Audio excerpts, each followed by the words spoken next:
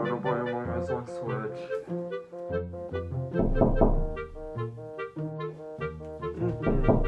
Wait a minute. What's that noise? Oh no, it's them. We have come for your YouTube videos. Get the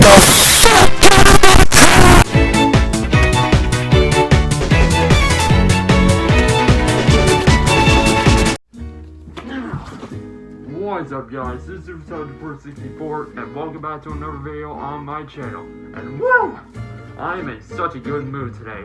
You wanna know why I'm in such a good mood? Because today, I'm finally going to talk about the long-awaited DLC, Cuphead the Delicious Last Course.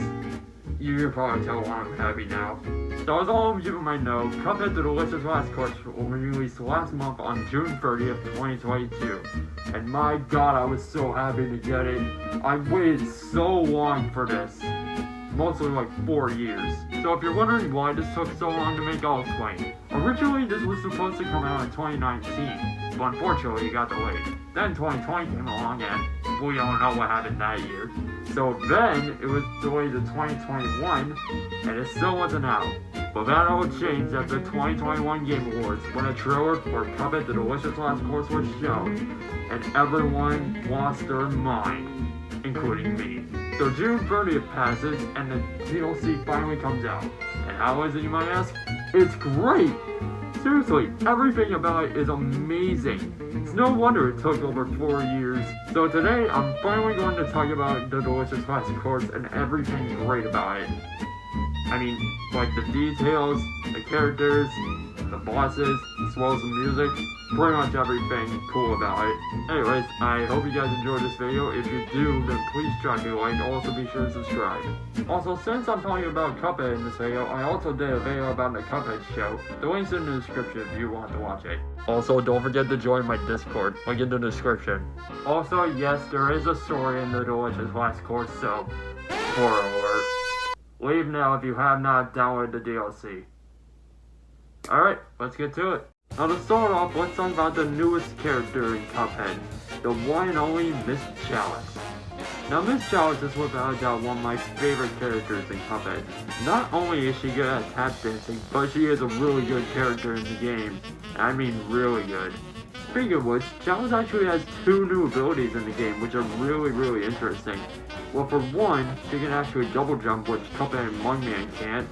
And 2, instead of Cuphead and Mugman jumping and parrying, she can actually side parry. It took me a while to figure that out.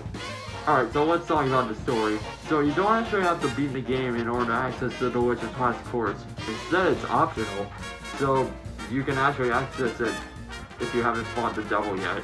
So Cuphead and Mugman get an invitation from Miss Chalice to go to this island, which is for some reason called Inkwell Isle 4. And she needs help trying to become human again. And that's when this guy comes in, Chef Saltbaker, the best baker in all the land.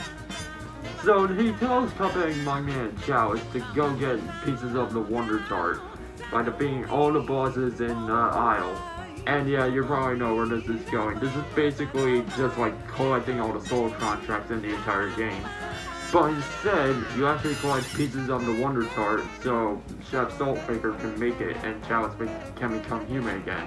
Also, I forgot to mention, there are new items you can equip in the Delicious Last Course, as well as new weapons. I'll go over each 3 of them. First up, we have the Crack Shot. Now, in my opinion, the Crack Shot is probably the best weapon in the DLC. Seriously, it has such good range. It can target enemy projectiles from behind, which is really cool. Next up is the Converge. Now the Converge is pretty cool. You get to shoot little lightning bolts out of your hand. And also, you can also charge it up like the Charge Shot. Just press the Y button and then boom, a huge ball of lightning comes out. And that's really cool. It also is pretty handy, so I recommend using that. Then there's the Twist Up, and it's probably the weakest of the 3 new weapons. But it does come in handy with enemies who are in a higher position. So yeah, it basically twists up, and yeah, nice let's talk about the graphics and design, and my god, the game has really improved since 2017. I mean, seriously, the designers went all out for the delicious last course. Just seriously, look at this animation. This is from 2017, and this is from now. Like, seriously, it looks so improved.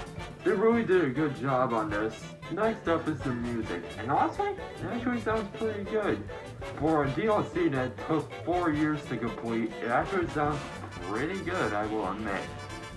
Even for a 1930 video game. Also, speaking of music, the title screen has a new song now, and unfortunately you won't be able to hear that old song anymore, which kinda makes me upset, but it does sound catchy, I will admit. Alright, now it's time to talk about the bosses. Now there are 5 bosses in the Cuphead DLC. Well, 6 if we count the final boss. But don't worry though, I won't spoil who the final boss is. So, unless I haven't finished it, I won't spoil it. But anyways, there's 5 bosses in the DLC. And they're actually pretty damn tough, I will admit. First up, we have Glimstone the Giant, who is the first boss in the DLC of the delicious last course. Now, he's actually a giant mountain gnome. And the battle's actually pretty bizarre. I mean, seriously, you fight on his beard! Isn't that bizarre or what? But I guess even weirder. In the second phase, he brings out a puppet of King Dyson the Devil. I mean, that is pretty cool that they reference them, but still. But yeah, the fight is pretty good.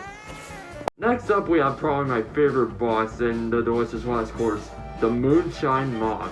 And also, if you're wondering why that spider looks familiar, it's because he's actually the spider that appeared in one of the old Cuphead commercials.